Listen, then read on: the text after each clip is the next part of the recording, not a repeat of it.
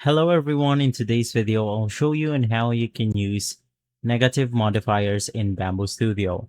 Now we are going to be using this example model, and basically to get started you can just click on the model that you want to edit, right click on it, and then we have to click on the add negative part. So from here you just have to select which or what type of negative modifier that you want to add. In my case, I'm going to be adding a cylindrical shape. Of course, right after, you can just move this accordingly depending on your style. So in my case, I'm just going to click on my cylinder.